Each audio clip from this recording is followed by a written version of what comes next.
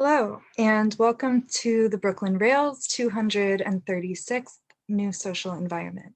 I'm Emily Dean, and I have the pleasure and privilege of being your MC today for the 25th Radical Poetry Reading curated by Pamela Sneed. We're also thrilled to have the poets Devin Mañibo, Emilio Rojas, Omotara James, and Kyle Dacuyan here with us today. To begin, I ask you to join me in acknowledging the Wappinger, Canarsie, Munsee, and Lenni Lenape people of the Delaware Nation and Shinnecock Indian Nation, the traditional owners of Lenape-Hoking, the unceded land and waters on which we stand. Finally, the Brooklyn Rail stands in solidarity with the uprisings in response to the murders of George Floyd, Breonna Taylor, Tony McDade, Nina Pop, David McAdie, James Scurlock, Jamel Floyd, Ahmaud Arbery, Rayshard Brooks, Rhea Milton, Dominique Remy Fells, Toyin Salau, Walter Wallace Jr., and countless others we have lost to white supremacy and police violence in this country, and acknowledge that justice will come from the streets, from the nation demanding accountability and refusing to move on until Black Lives Matter in the eyes of the state. Before I introduce our curator, we'd like to begin with a brief moment of silence.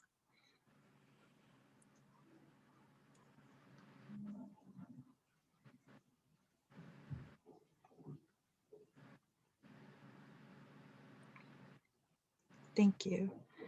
And now to introduce today's curator, Pamela Sneed, a New York-based poet, writer, performer, and visual artist, author of Funeral Diva, as well as Imagine Being More Afraid of Freedom Than Slavery, Kong and Other Works, Sweet Dreams, and Two Chaplets, Gift by Belladonna and Black Panther.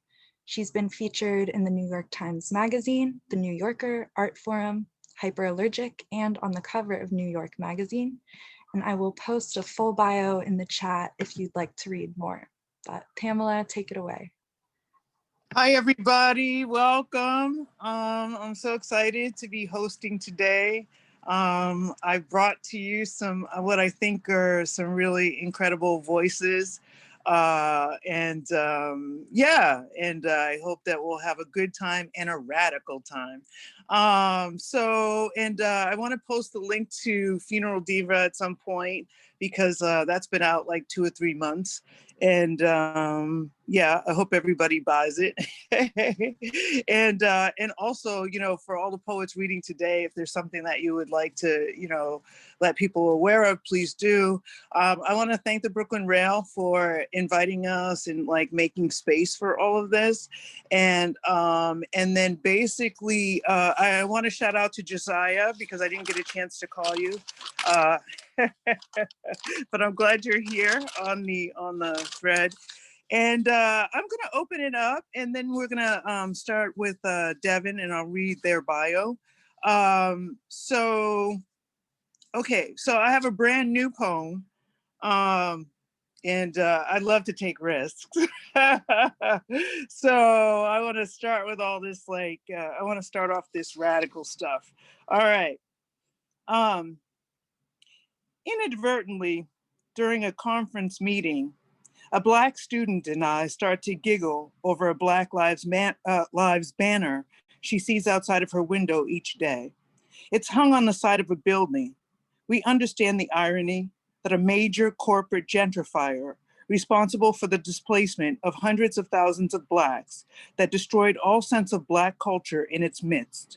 They even closed the damn fast food restaurant, the only common place for different races and classes to mix, now has hung a banner on one of its buildings after the murder of George Floyd stating, "Black Lives Matter." We giggle. I tell her she should keep a journal each day she encounters it, how she feels each moment, and she is angry, which leads us to all the useless paper and ink and pens utilized by all those organizations who issued Black Lives Matter statements, but failed to do the most basic things, like putting Black people in leadership roles or listening to what their Black staff and friends had said for years. Statements issued as if we weren't there, weren't important, valuable, leading me to today, where a white police officer pepper sprayed the eyes of a 9-year-old Black girl. He shouted, "Stop acting like a child." She screamed, "I am a child," which is a dynamic I've been pointing out for years. The maltreatment of Black women and girls by almost everyone, bi, POC, straight, white, LGBTQI plus, doesn't matter. Reminds me of a situation where I wound up like a volleyball caught between two white guys. One is jealous, the other uses us against each other to get what he wants. Both claim queer Black allyship, though neither seems to understand how their behavior is for me like pepper spray shot into the eyes, a stun gun, the metal of a police baton, a knee burrowed into the windpipe, completely crushing it, a last breath gurgled out into complete stillness while the world watched.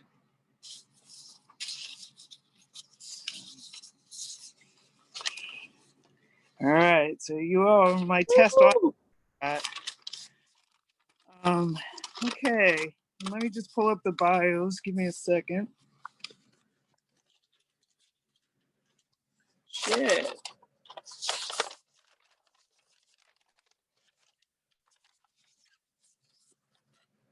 Wait, I can't find the bios.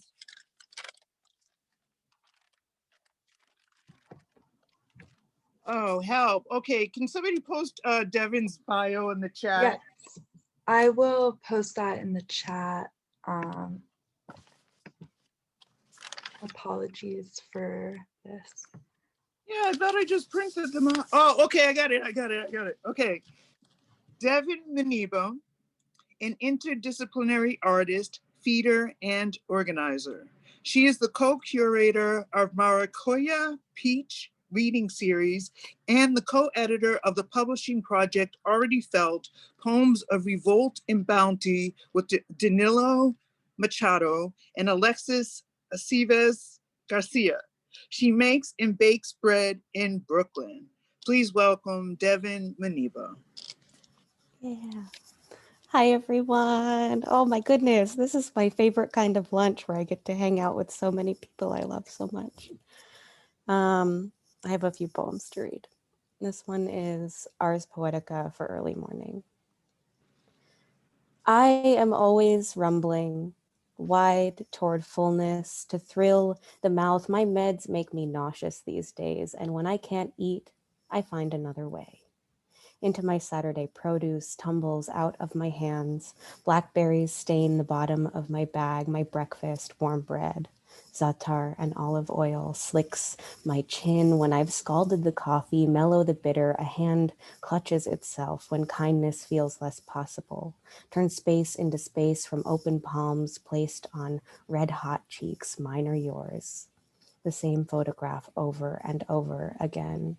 That's how I was taught to smile, to build homes for my loves, comfortable homes where we love in wildness and hold promises to keep each other alive, these promises alive.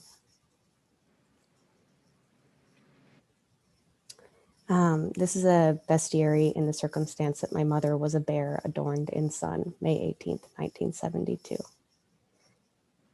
Reclusive life, dense lowland, found from gold, patch, rising sun, earned name, eat the tropical weather, thick protection and rain, half the American stature, real life trees, observe sleep, iron nocturne, lumber through night, fruit and open the inch, honey, oh honey, little nest, rare gathering for a merciless body taken and raised. And this is a palinode with my mom in the circumstance that she made it to Istanbul on October 27th, 2017. We'll catch the same connecting flight after I finally find a brushed seal reprieve, less spattered in piss, like the dreams I have blazed in its ruckus. Careful to touch nothing except for the gold boxes, candies that get impossibly stuck in the dip of your premolar, even after you've rolled it smooth between your cheeks. Enthralled by the deal, 2 boxes, 20 euros. For gold, we'll take 4. One for me, one for you, one for the woman who has enough, one you'll find stale in your cabinet next year. After stumbling through a hallway of shoes pressed against the out-of-order automatic walkway, we'll point out all of the opportunities where rollerblades might serve us better. Neither of us have the coordination nor the balance. We'll decide feet will do.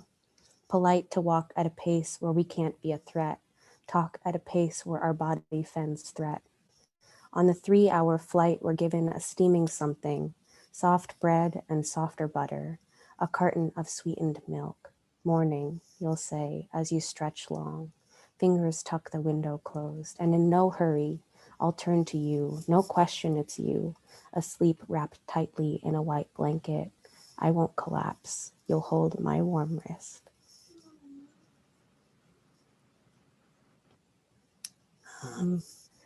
This one's called Home Improvement. It's for my fiance. Let's build a house where we can both feel big. One palm over my mouth, the other outstretched. Cull the branches who see the sky and weep.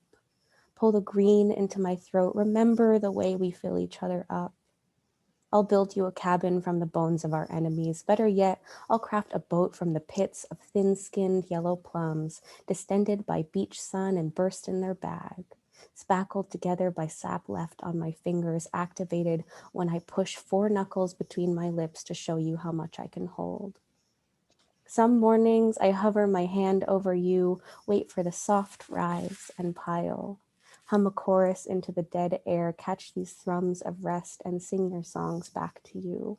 A shelter built of those songs, untongued and wantful, of a future we could never be promised, the verbiage future, startling and possible, we know future, the harmonic of this future, where I kiss your shoulder and then my own future. It is so much to ask for a window arched perfectly for our plants. Is it so much to ask for a window arched perfectly for our plants? The ones that hang, the acrobats with their roots upward, the ones who tap your shoulder in the afternoon and curl in at night. You know, magnolias bloom even from the smallest versions of themselves. Their pinks unfurl on your birthday, then mine. We'll plant enough candles to burn and build it all again. And if only our porcelain survives, I hope it returns to earth gilded for our daughters to wear as beautiful rings.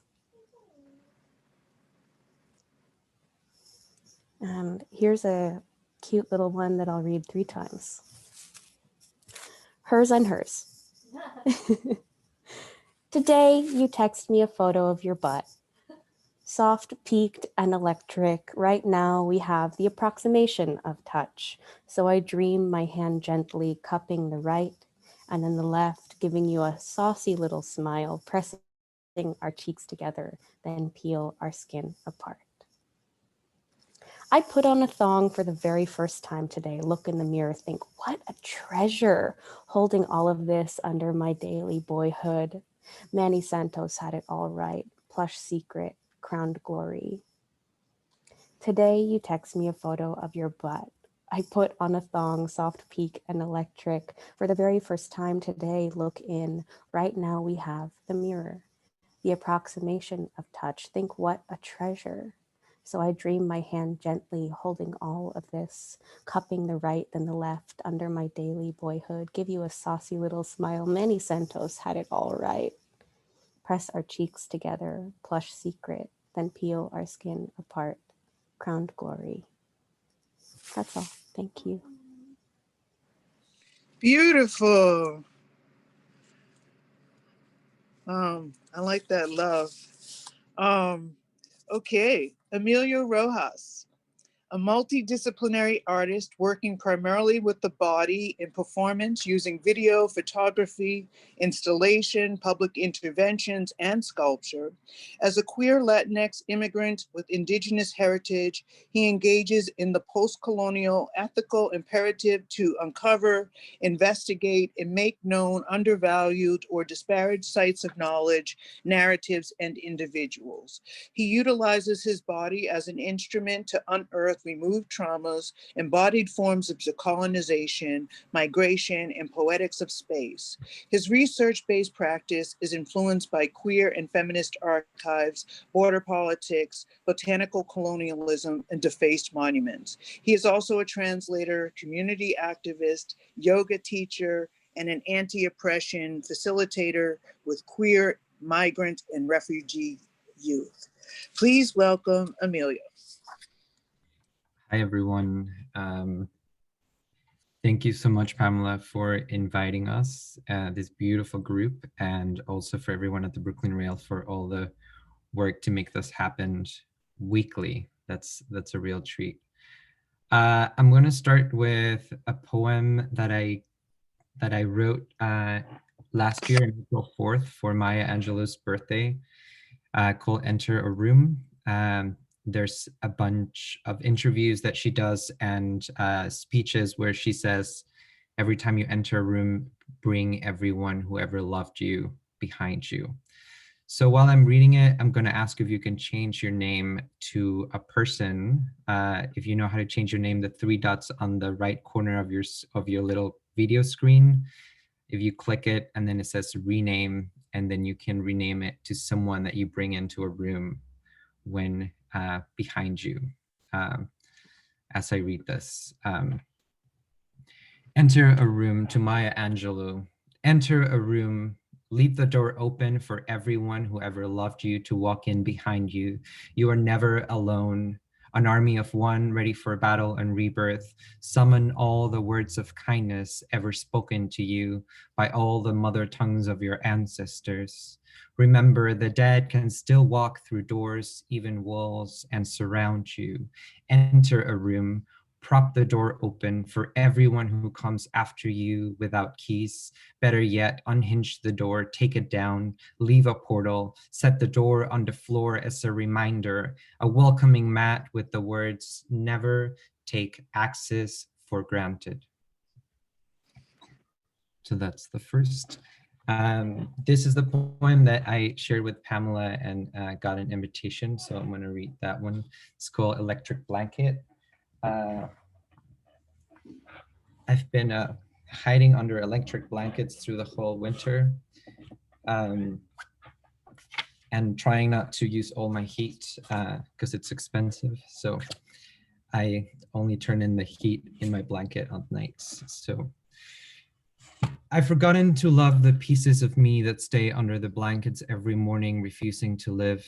Far away from its birthplace, my soul shrinks into an island, ringed by the 3/5 of water inside my form. A stew of sweat, tears, and troubles, my body follows into this exile. The sea level rises, the land slowly disappears, inch by inch, surrendering its matter to the ocean. I sleep underwater with my face barely above the surface. As the moon awakens the tides, murderous waves wanting to drown my dreams. I wake up a seahorse, pregnant with what's left of my spirit, desperate to swim south to a land that loves me back, to a warmer latitude closer to the equator than the Arctic, closer to the tomb, my cradle. Until then, my lungs fear the virus. They have not forgotten the last pandemic took the breath of all my elders, no one left to follow. 4,000 died just yesterday, every 20 seconds.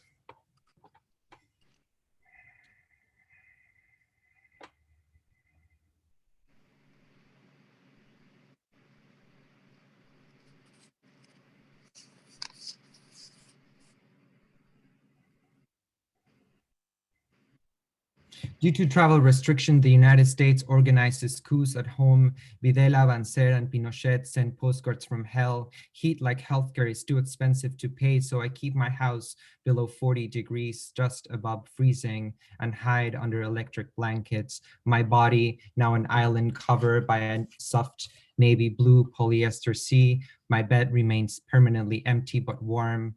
Like the trays of a lover who just left, the covers capture his embrace. I sleep with a pillow in between my legs, hoping my niece will thank me if we ever make it to old age. Phantom limbs roam the edges of my sheets.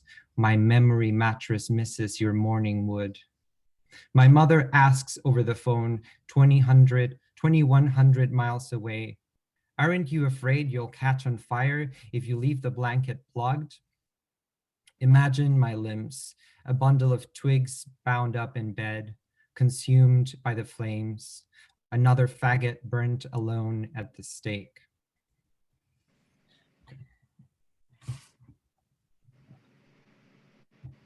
This is called Bite the Hand That Feeds Me. I want to bite the hand that feeds me, bite until there's no more flesh or skin or joints, only sharpened teeth and brittle bones, only enough to remind you that I am not yours to feed. I have my own eating habits. I want to bite the hand that feeds me. Wait right before dessert, chew slowly, digest properly, let me devour you, let yourself be warm in my belly, pepsin and gastrin, enzyme and amylase. I will not serve my master dinner, I will serve my master for dinner. I want to bite the hand that feeds me, make the master the meal. I want to bite the hand that feeds me, bite the hand that feeds me, make the master the meal, make the master the meal, bite the hand that feeds me, make I want to the master the meal, the hand make the master the meal. I am hungry again for the parts of you I couldn't find easily on the black market. The organs that cost a limb or two. I want your bone marrow, your liver, your heart. Please deliver in a silver platter to please me. The liver, fresh enough for a transplant, but medium rare or buttered. Well done, I've done well. Voraciously consume your ventricles, bloodthirsty for your guts. Do you have any to spare? Take the rest to go. I brought my own Tupperware, always mindful of the environment. Styrofoam takes longer to decompose than empires to rise and crumble. Capitalism, I die before my lunchbox. Then I'll take you home. At midnight, I will get hungry again, and I'll eat your leftovers in bed, mindful not to stain the linens with your insides. I would taste you again, I would, again, I will. Taste your insides, then your lips. Start from your depths, finish at the surface, like emptying a well with a straw. I want to know how deep your waters go, how dark it gets inside your lungs when the lights are off, how sour is your milk when it spoils. How many scars have you chosen to decorate your battlefields, your crime scenes, a body turned corpse, then canvas, beseeched by time and territories? If I could sing to you again, battle cries and lullabies, I would again, I will again. The master, the meal, bite the hand that feeds me. And I'm gonna share my screen. I think this is the way. Oh wait, where did it go? No, this happens. I had prepared this and now it's gone. Wait, it's right here. Okay.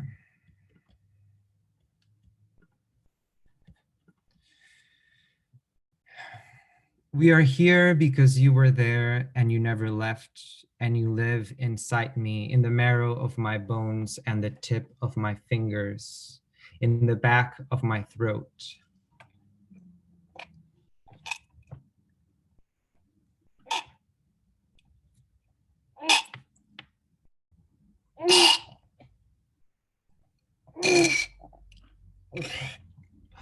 Giving me the gag reflex to regurgitate your written history over your white walls, alleys, and underneath the rugs you have swept your crimes under. We are here because you were there, living plagues and bastard children. We are their descendants, claiming our seat at the table, our titles and the riches you plunder, the castles and cathedrals you built with our dead but still warm bodies. We are the ghost, we are their ghost, crashing at your shores, the skeleton in your colonial closets, caoba, carne y corazón. We are here because you were there. We learned to speak your tongues, we mastered them, wrote poetry, use your tools to cut your limbs into tiny pieces, small enough for our grandchildren to chew on for dinner with spices. We became cannibals of your own making, fulfill your fantasies. We are here because you were there and you never left. And you live inside us, in the marrow of our bones and the tip of our fingers, and our hands will never rest until they excavate the unsaid. Santa María, llena eres de gracia. Dios te salve María, llena eres de gracia, Yemayá es contigo. Bendita tú eres entre todos los navíos y bendito es el fruto de tu vientre, Colón. Santa María, Madre del Mar, ruega por nosotros, indios remisos, ahora y en la hora del genocidio. Amén. I decolonize my body, I decolonize my mind, I decolonize my heart, I decolonize my soul, my arms, my legs, my chest, my eyes, my ears, my lips, my tongue, my teeth, my throat, my skin, my muscles, my bones, my hands, my feet, my fingers, my toes, my dick, my scrotum, my balls. I decolonize my holes, I decolonize my colon, decolonize, decolonize my ass, decolonize, colonize my ass, decolon, colon, Colón, Cristóbal Colón, the colon, the coño, the colonialidad, the coloniality. Thank you.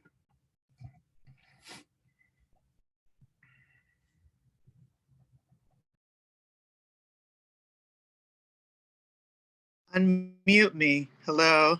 That was amazing. So anyway, we need some finger snaps in the chat if you're feeling this program. People are throwing down, yes? Some queer snaps, people. It's amazing. Okay, so Omotara James, the author of the poetry collection Song of My Softening, forthcoming from Alice James Books, April 2022, and the chapbook Daughter Tongue, selected by African Poetry Book Fund in collaboration with Akashic Books for the 2018 New Generation African Poets box set. James' poems appear in print and digital journals, including the Poetry Foundation, the Paris Review, the Academy of American Poets Poem a Day series, The Believer, Literary Hub, Poetry Society of America. Her work has been recently anthologized and selected for inclusion in Embodied and Intersectional Feminist Comics Poetry Anthology, A Wave Blue World 2021, Best Small Fiction, Sonder Press 2020, Islands Are But Mountains, Platypus Press 2019. Please welcome Omotara James. Thank you, Pamela. I feel like my heart is racing from the poetry I've heard today. I'm just so grateful to be in this space. Anytime I can be in a space of poetry and thinking people, it feels like a relief. So just many thanks to Pamela and to the Brooklyn Rail for bringing us together. So I'm going to read 4 poems. Are you ready? Am I ready? Yeah, we're ready. All right. Ars Poetica with a bang and a whimper. Only a Black mother will tell you with a straight face and stretched belly that she doesn't want you to be a statistic. Math makes a poet of us all, made me homeland and diaspora, half ship and half sea. Love catches up to loss eventually, follows the arc of failure. What I am trying to say is mathematical. The fragment of hope implies the fractal imagination, a multiplication of feathers behind what the eye reads and what the mind understands. Reader, I have been picked up, put down, and considered casually and constantly, which is the slope of beauty. I have 2 origin stories. I don't know who I am. For every new flag and old suffering, let the fire consume as much as it wants.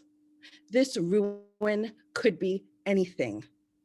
No more barkwood, cane, or papyrus. I was not made to bear fruit, a sty in the eye of glory.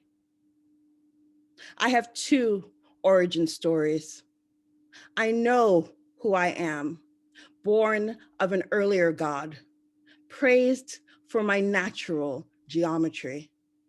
My enemy bends me at the waist, minute, barbed wire blossom. I do not know winter. Innocence survives everything. My only tree bears fruit. I was the original. This next poem I'm going to read is after a photograph by the late photographer Alvin Baltrop, a New York City photographer, gay photographer, took a lot of really beautiful, stark, voyeuristic, intensely intimate portraits in the 80s, the 70s and the 80s. By all means, look him up. I had the pleasure of performing this poem at a retrospective of his work at the Bronx Museum of the Arts with Pamela, and highly recommend you looking into Alvin Baltrop. Pier 52, after a photograph by Alvin Baltrop. He looks through the wound of my life like it's light, so I let him.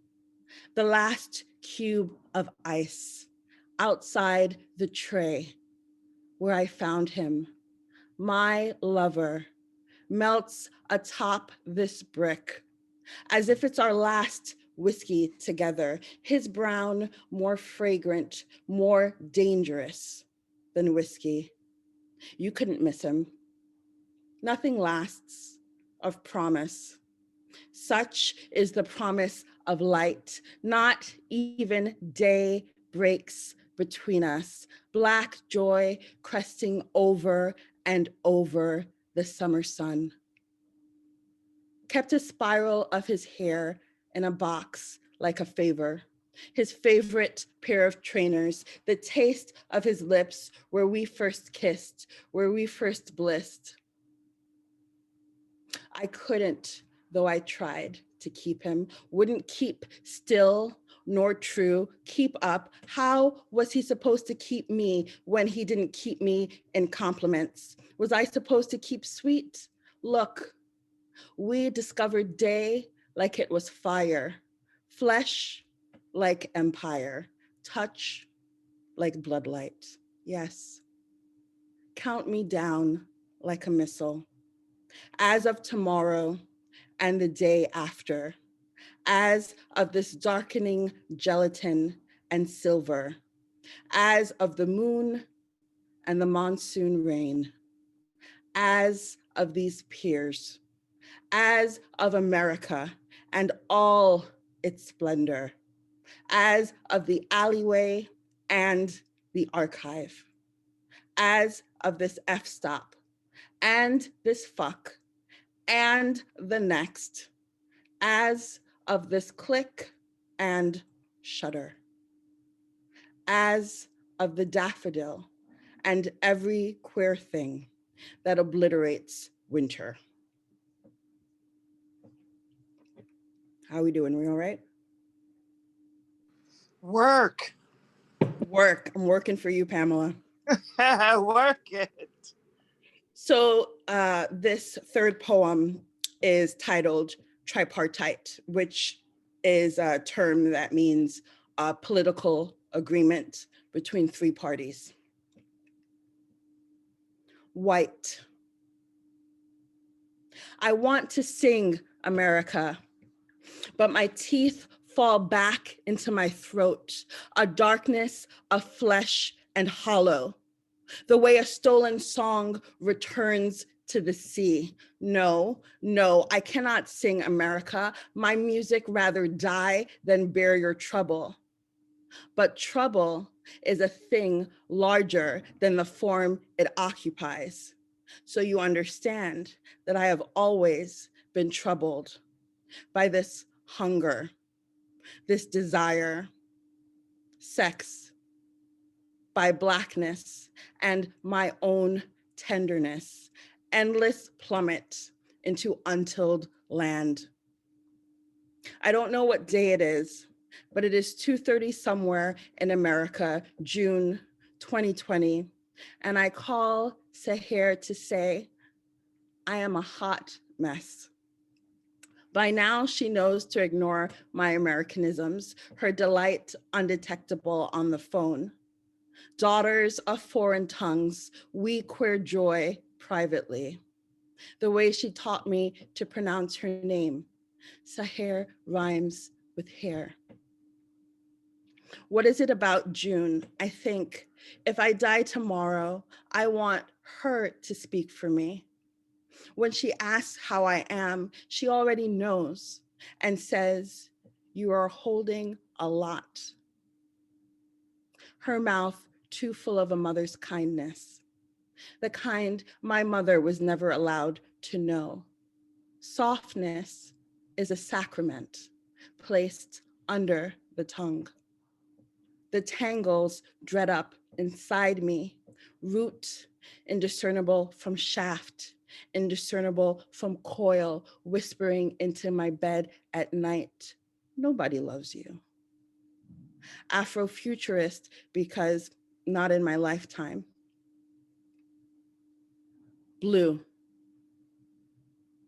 I open myself at night and try to root out the violence. This will take time. Root, which implies ground, which implies dig, which implies snout.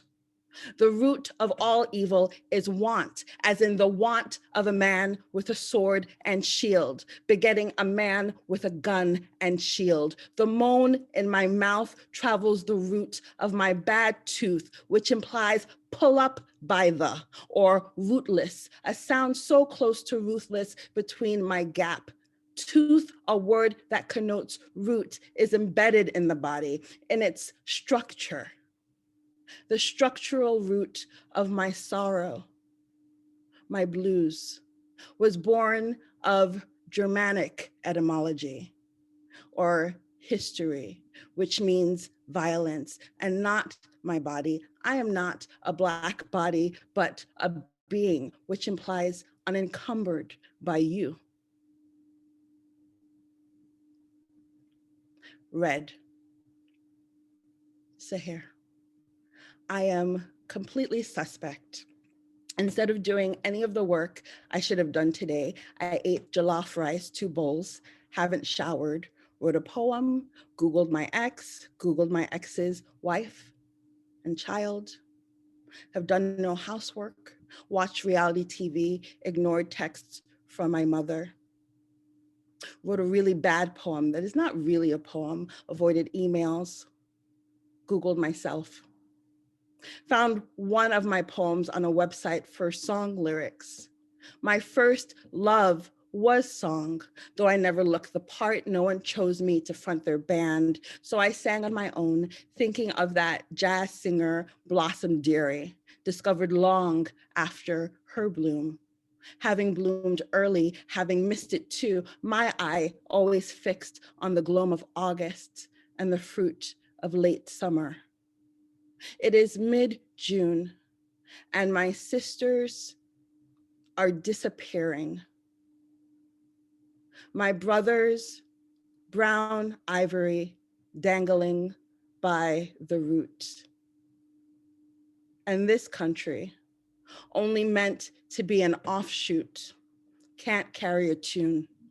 We scroll the screens of news together, don't we? Blood on every finger, tip to root. Unlike nature, words carry half-truths. I am holding off or staving infection, never been able to love a thing straight on, only from the side. Soft, damp, rot of mess, hot beneath the skin. Thank you. I'm going to read one last poem. It's after many photographs and artwork by Shug McDaniel, and the hashtag that they used, Bodies Like Oceans, is the title of the poem. Spare me your thin tidings. Bring round your unsolicited fats, your baby fat, your tired fat, fat of the evening tide, fat of the early worm. Bring me that stubborn belly, fat of the unspoken, underserved, and unrequited, pocked, puckered, and long pummeled fat on fat on fat, fat, flesh that responds to touch, jiggles at the suggestion, a provocation of fat tested to withstand the fallow ire. Please don't mention the muscle of memory without the tensile tenure. Long live the cross-legged splendor of fat privilege. Oh, slender stride, whom do you comfort with your ease? Whose borders drape across your back? Clawed my way out of your clean love and into the world's fat shine, world that works to burn me. I stay alive and well, rounded at every corner. Keep your thin spectacle, your airy hula hoop, fat of the forgotten republic. I lift you out of the shade. Let your contours spill over with light. I offer not the lemon, but the sour grove as heaven. Thank you. Y'all better work. I'm getting emotional here. Yeah.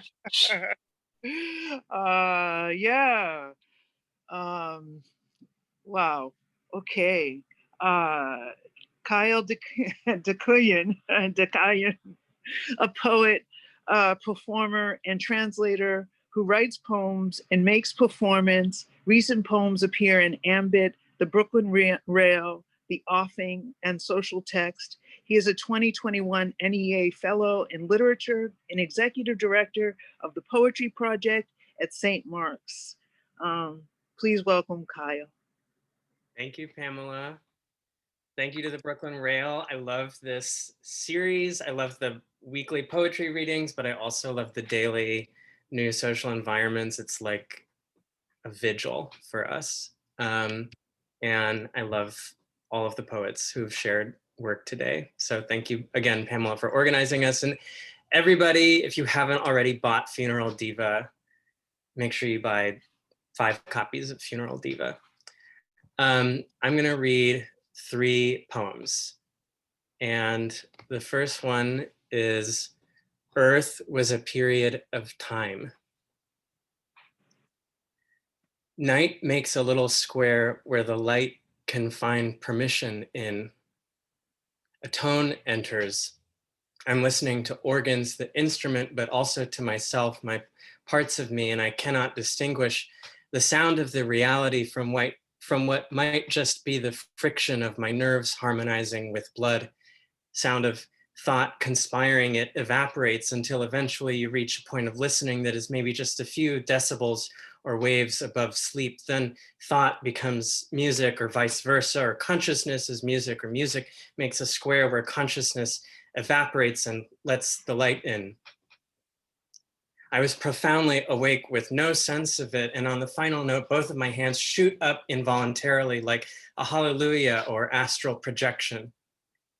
Some mornings I wake up and immediately what I feel, think is what I know I cannot do or get to. And then all of my listening happens in this cloak of preemptive failure. Or it is night and I'm refusing sleep, holding on to regret, embarrassment, disappointment, like children I cannot put down but want to.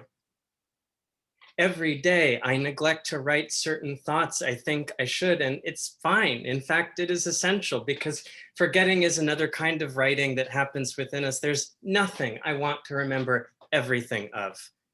More of life should be like forgetting. Also, sleep and pleasure, lovemaking, or should just be that, period. I don't need the comparative. Where else are imagination and freedom more alive or revelation than in those terrains of ecstatic attention and intuition? Something world building happens even when world is moment passing. I cannot even apprehend. I don't want to live in these versions of time that are not the time I'm living in. A problem of language is everyone telling me what is what. No, nothing is anything forever or absolutely. So this makes it possible also to compose, if not a solution, at least a means of escape. I'm in the part of sound hovering with dream, neck to neck inside a collar with something called meaning. Meaning, I understand, holds to me in a kind of game like fuck, marry, kill, but the choices I find are unsuitable. What about become or study, or who put us here in the first place? And where did the idea of the possibilities come from? I don't want any of these things to do with you. I say in voice of neither words nor body, meaning communicates to me through a kind of psychic silence. It makes a light, a sound of blood, of organs, meaning talking in me here that stay is something fine for now, as lovers do past familiarity in that other looking, trembling. And this is compassion. Compassion is to suffer with, not care. In fact, it's inverse. Requires a leveling, a plural subject. Prioritize every day a new undoing, even if a movement no one will see. The different logic possible if we changed the people occupying power over language, the professions, teachers, doctors, bosses, judges, the lobbies who control the means that reproduce the arguments, what illness is and order, the men who make the case, the interpreters, I will never call him justice, who govern definition, the premise, the sculpture of a system from documents, their addenda and erosions, and whose frame the right to bear the violent, all of it, the arms we bear, we hoard for what? The symbol of protection, we must protect. Who governs must? The from, the conditions which trigger, whose shadow arouses, who profits from our terror, whose right? The definite article of which universal right, what is by who ordained and when and under what, the provenance is what if in an act of self-defense, what if in the course of self-preservation, to who? They, them, those people over there approaching. What if a child? What if my child? I would do anything. The root of fear is if, the object, the any. Who construes the two? Who fashions their horizons? Of nearly 200 constitutions in the world today, only 3 include a right to bear arms.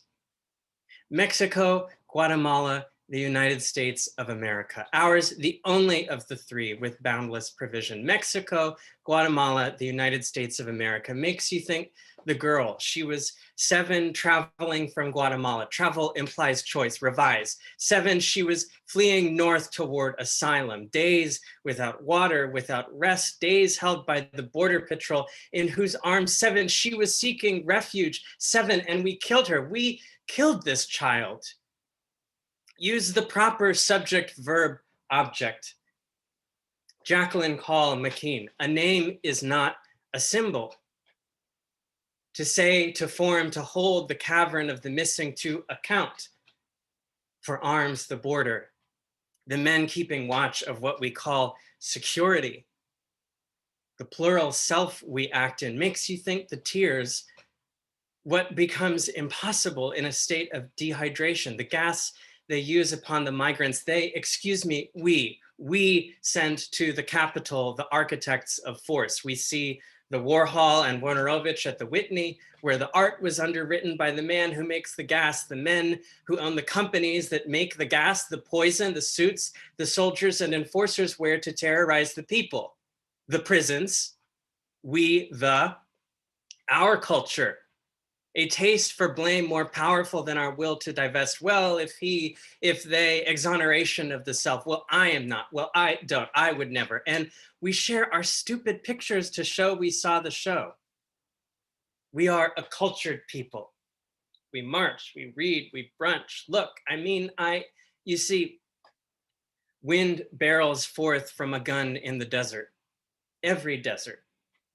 A mother in the sun with her lungs full of sand, leave it, the man says of the body. The wind will bury all of us.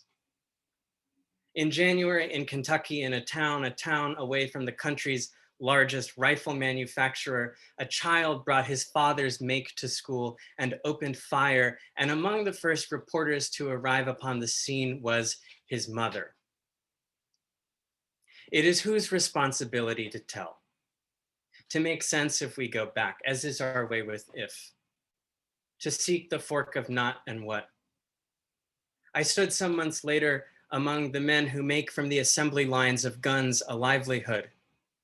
Sir, the man said to the governor, sir, I am a card-carrying member of, I make a living making, but this must stop. Sir, the governor shushed the man, the microphone, who has it? And whose voice must stand without? I stood more recently before one of the oldest living things in North America, an oak tree in a Carolina. The tree precedes the colonies, the people milling in its shade, naive of difference, time like a blood or root happening at once in all directions, other time inside of this time, the tree photosynthesizing light, history, confluence, will, charity, taking all of the invisible, fashioning a self. The body dissolves into minerals that feed the worms, which till the soil, which nourishes and keeps the tree in place. The tree detoxifies the air into which we have released our bullets and our waste, the byproducts of what we imagined to be necessity. We need one another. We need one another. Capillary action of the abject heavenward. When a child dies in her memory, we plant sometimes a tree. And then I'm going to read one more poem. And this is, the more you have it, the less it exists. I was looking for sleep, but everything was glass. I kept walking into the walls of corridors I could not perceive.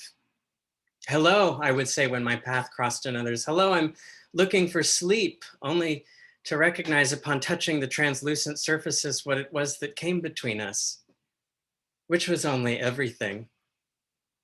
Everywhere invisible corners and senseless boundaries, but what is sense relative to unrelenting nonsense? I could hear tapping overhead as though the Morse code of a neighbor I would never meet.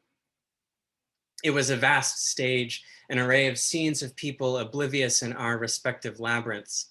Or perhaps there were no people on the other side, or no other side at all. I grew tired. No, I could not remember a time before exhaustion. I saw a person emerging from a yellow jacket nest and sieged with swarm, a legless man walking the perimeter of a gas station with his hands. I saw a woman climbing into a trunk of mud and emerging and re-entering some abject ritual, and children shackling the wrists of other children behind their backs. And everywhere deeper I went, there were others on parallel separate tracks with rising tide and fire at their sides, swallowing towers, strip malls, the rows of houses and hybridized trees, above ground pools, clothes flapping on the line, and abandoned weed whacker leaning on the chain link with a runs goods sign, mountains of junk, of refrigerators and dishwashers, the accessories of what I imagined had once been domesticity littering the monstrous coast. The railroad flowers that die in the exhaust. And then I was running, and I was flanked on both sides with streams of people sleeping upright, packed so closely they were standing. Hello, I yelled, my palms and then my fists upon the glass. I'm looking for sleep, but they were sleeping and shuddering past me by conveyor. And then I saw a child so wretched and untouchable, I knew him to be myself. Pitiful, a something plowing the earth with his horns, rutting the long track he walked in, his back warped in a question mark of agony. I could feel the fur of me bristle with recognition. I was this something, the horizon of this child. He was he. I wanted to say something to him. He was waiting. I could see, he could see, I could see. I would tell him to rest if I could tell him anything. He thought, I thought I could see. He thought he was waiting. I was waiting to see. I would tell him I was looking for sleep for you. You see, I thought he was looking for thought I could see. I would say, I'm trying to look at nothing until I see something. I'm trying to see. He would tell of waiting. I thought if I could tell him I see you, I would tell him he never sleeps. I could see him waiting. I was always waiting, I thought, when I was him, though I thought I could not tell if sleep was what I needed, or if what he was sleep, or what I was need or want or waiting, or what I was thought, or if he could see that he was anything. You are, I would tell him. You are, you are. He thought, I thought, though he could never tell it. I saw nor rest, and for the rest of time I spoke, I told, I thought, I needed, I wanted, I waited for sleep, but there was no one there and nothing I could do. Thanks, everyone. And now I'll turn it back to Pamela. Oh my God. Yeah, you guys, you all have like rocked it, beyond rocked it. I'm so proud and excited and just emotional from hearing all of you. So thank you. And 8 minutes, 46 seconds. That they would sit on a man's neck till his body, breath, spirit gave out. That they rendered him inaudible, voiceless. That 8 minutes passed, 8 minutes, 46 seconds. It took days and citizens' uprisings for the police officers involved to be arrested. That the news showed that one officer casually sitting on the black man's neck as if the man below were a deer, mountain grizzly, a bounty, trophy subdued, until there was no wrestling, no life left. That the great AIDS activist Larry Kramer would die days later. That we all owe him something of our lives. That his memorial went on. That the chat closed before I could say again, thank you, Larry Kramer.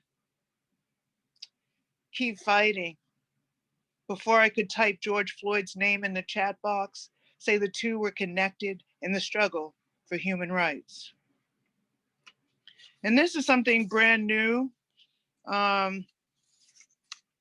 Yeah, so I've never read it before, so here it goes. And I lost my father about 2.5 months ago, and so this is about him. It's called Roots. If I were to calculate, I figure my father lived 3 to 4 years, maybe even 10 years longer than expected, than possible. He pushed himself. I suspect it was an urge to protect my mother, perhaps me, knowing she had mental health issues and they'd been together so long, 50 years. When one faltered, the other would ask, are you going somewhere?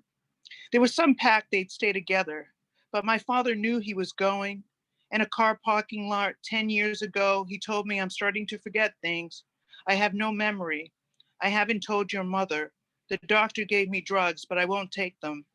Every time I visited home after, he started to give me things like pictures of himself as a boy, him with boxing gloves on, him with a cigarette. Once while visiting, he put a couple of plastic cups in my luggage. Yes, those clear plastic cups you get in a dollar store, because he saw me use them to hold water for painting. No one could guess how much a clear dime store plastic cup means to me. He also started to leave me parting messages. You're a good girl, never gave me problems, and so on. I suppose it's the way Chicken George in Roots left his son at the crossroads. I knew this summer when I visited and I saw my father drag across the floor to cook me an egg for breakfast that he didn't have much longer to live. When I came home, I told a few friends he was dying. No one listened, but I knew. So I wasn't at all shocked when I'd gotten the call he'd fallen. And I was the first to tell my mother, my family in denial. I revealed it slowly when he entered the nursing home and I saw him curled through a window in fetal position. He wasn't coming home. After his death, I started taking things to remember him by: his leather jacket, a bright aqua sweatshirt, his shoes. I even took his Old Spice sets, deodorants and cufflinks, things fitting for a gay daughter. I even took an onyx and gold ring he wore with his initial centered, I admired it all my life. Not until I got home did I see the onyx was cracked and glued together. Someday, with time and money, I'll replace it. That ring seems like a metaphor for many things about my father, that from a distance it shone and was beautiful, but up close you could see where it was broken. I've been asked to write something political about my father's death. He wasn't George Floyd, Jacob Blake shot to death in front of his kids by the police. He wasn't Walter Scott shot in the back by police running away from a routine traffic stop. My father had a penchant for hurting women. He drank. He wasn't any of those Black men heard about in history. He had and kept a factory job. He retired at 65. He suffered from untreated depression. He went crazy with my mother. The only thing I can say is I was talking to a friend about the recent deaths of famous poet men. The unofficial cause, he told me, was sepsis. How does one get sepsis while under the care of doctors, he asked. Then I think of seeing my father's death certificate, and one of the unofficial causes was sepsis. I was angry when I saw it, with no one to tell. I think of how fast the nursing home shipped my father back to the hospital on the same day the money from Medicare stopped.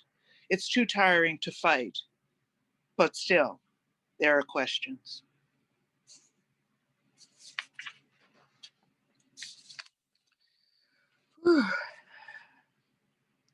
They're now finding out COVID-19 ravages not just lungs, but also the kidneys, the heart. I'm thinking of all those families now, can and could not say goodbye to their loved ones buried, could not say goodbye, or all the lives that could have been saved with proper masks, gloves, respirators, preparation, and preparedness by our government. If they hadn't fired the pandemics team 2 years ago. They keep saying COVID-19 is like the AIDS era. I beg to differ. It's nothing like that for me. Each is its own beast. Corona for me feels closest to ground zero, the shock, staggering losses of life. After 9/11, they were keeping corpses and body parts on ice in a Chelsea skating rink in case families had to identify parts. With the AIDS era, not only the hundreds and thousands of deaths, but they're forgetting the role stigma played, the queer factor, when a whole segment of the population was left to die. No one even acknowledged the crisis, a government and world that declared it was God's punishment against homosexuals, families that disowned throughout their children's remains, an illness that tore families apart, separated lovers. I wasn't even 30 yet, having lost most of my friends. Yes, there are things to learn from organizing, the fight against, but please don't make shaky comparisons to something you've never lived through or understand how the world hates homosexuals and queers. For POC, it's worse.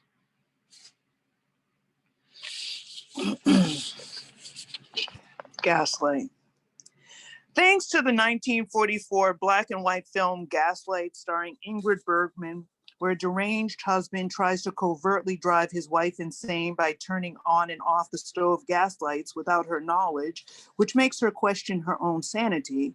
Thanks to that film, called a psychological thriller, we can now name what the Trump administration did in 2020 to the American public, constantly lying, projecting, turning facts around, doing things that are criminal, nasty, and fake, as he calls it, but attaches it to other people: Obama, random women, reporters, the Democrats, attempting to divert responsibility and change the narrative.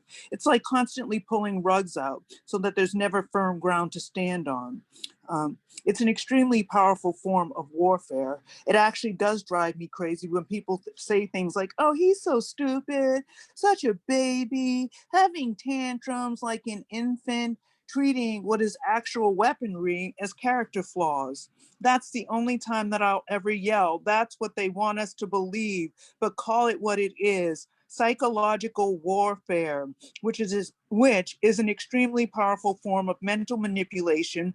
Thanks to the Trump administration, we can now name, which in itself is a form of torture for victims or victim. Thanks to that film, Therapy, and the Trump administration, who's brought it to the fore in mainstream, I can now name and see and identify this form of torturous behavior, the denial, jealous and vicious people who project insecurities and fears onto others, lash out, lie, pretend it never happened, blame, never take responsibility, get others to join in. That friend who befriends anyone you like or have issues with, tells you and waits, hungers, desperate for your reaction when you stand up, speak up, says you're sensitive, imagining stuff, takes your ideas, language, words, projects it as theirs. Thanks to that film and the Trump administration, I can now name, identify, not accept,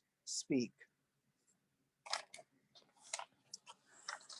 And I think I'll read two more.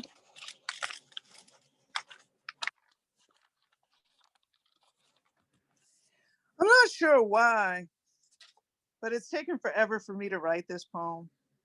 I hope to remember all the pieces, but I've developed a new condition, one that's come from age. I can no longer take the shit that I once did. And there's a part of my condition that comes from gentrification and cell phone use, living amidst tech zombies and their general fear and hatred of people of color.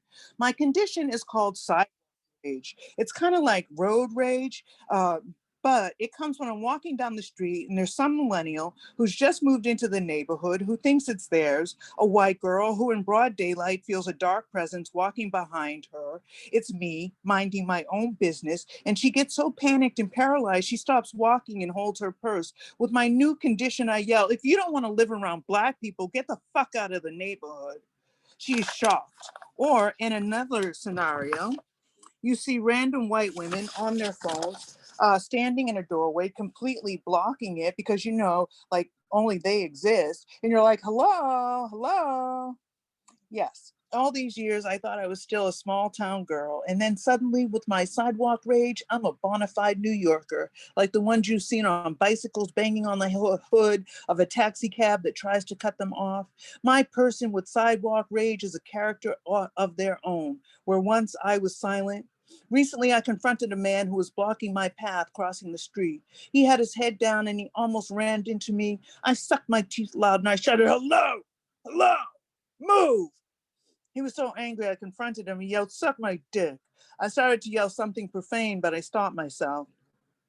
And then I was in the subway going downstairs and a white man rammed into me on the phone. My sidewalk rage kicked in and I thought for a second to sneak behind him and kick him down the stairs. That's my sidewalk rage, but I stopped myself.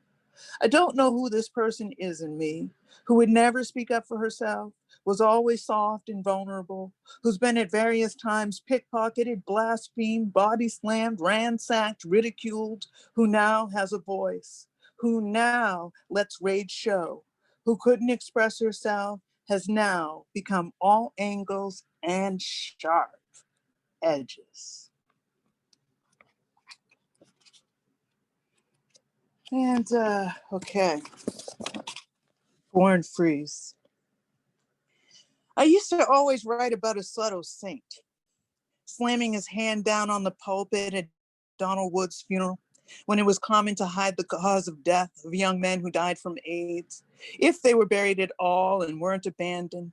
Someone told me about a thin boy, thin with fear and death, played piano for the choir. No one touched him or talked about it.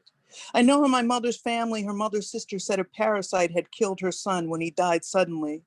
But I remember once him coming out of a gay bar in Boston and all the white boys said, how do you know her? I don't know if he or I said his cousin. I'm his cousin. He made me promise not to tell anyone in the family I'd seen him there. So when they said parasite, I knew something didn't ring true. His mother, a seemingly healthy woman, died shortly after that, but I always felt their deaths were related. His mother, either from the lies or repression or a broken heart, having lost her young son. And I know everyone blames Jussie Smollett for his lies and staged attack, but it makes me think there was something very toxic going on, that he didn't feel he could talk to someone, either that or he was covering up an addiction or hookup. Watching Asado stand up at Donald's funeral and tell the truth goes down in history as one of the bravest moments I'd ever witnessed. Either that or Audre Lorde spreading open the arms of her dashiki, the bravest woman we'd all witnessed, telling a crowded room of followers, I began on this journey as a coward. That, or seeing a friend at the height of the AIDS era at a bar, his face covered in welts, refusing to hide, going out in public. That, or Donald Woods being feeble, barely able to walk, accepting an award as a director of AIDS films, or an ex-lover on a beach, taking off her top and refusing to hide her mastectomy scar, or when Denitra Vance performed at the Public Theater and danced naked, revealing her mastectomy scars, and Audrey refusing to wear prosthesis, or when Zakes Mokai and Master Harold and the Boys in the first Broadway play that a cousin took me to said to his white master, have you ever seen a black man's ass? And pulled down his pants and revealed himself to the audience. I was 16 years old. Or seeing my mother beaten religiously and still go out to work as if it hadn't happened at all. Or even me surviving so many incredible tests. And once when I was talking to a doctor, I doubted my strength. He looked at me incredulously and said, you are strong. Another doctor looked at me, my suffering, and he asked, isn't anyone there for you? And another said, you deserve to be taken care of. And today, once more, I'm nursing my broken heart, caused by someone who betrayed, was not honest, that and attending an event and asking white people to give up their seats to Black people who couldn't sit down, and seeing social justice in action. Yes, I often think of Asado for the important place he resides in my history, but today I'm examining his tactics, pulling the tools off the shelf, dusting off the weaponry in an exhibit, because today I need to use what he taught me. Today, I feel that puff of rage, that continuous assault, and I want to stand up and testify, though I too haven't been asked. I want to interrupt all the proceedings, all the places Black lesbians have been erased and silenced. Like looking down at a manuscript, seeing that they asked a young white woman to write about Black queer history when it's been my area of expertise forever, or only attributing 80s and 90s AIDS activism to ACT UP. I want the point of outrage not only to be the historicizing of AIDS, but the fact that women and Black lesbians have been erased from the dialogue when there were so many organizations like GMAD, other countries, Adodi, men of all colors together, Salsa Soul, Las Buenas Amigas, and more.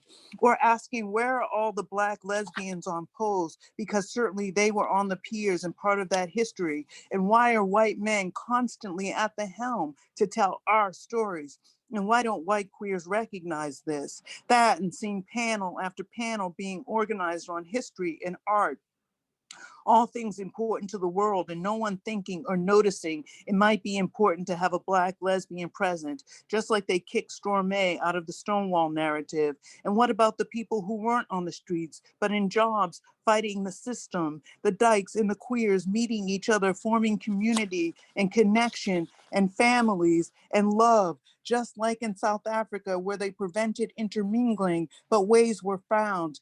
And each time we touched or loved and found each other in darkness and in light, it was resistance. And each time we told each other, you're beautiful, you're not wrong, it was resistance. When we stood up to the parents and the families and the courts and those that shunned us, it was resistance. When we wore what we really wanted to wear, it was resistance. When we yelled at doctors and drug professionals, it was resistance. And each time we wrote and read poems, it was resistance. And every time some queer kid stays alive because they saw us, they read us, discover the archive we won. Every war is fought on our bodies in one day.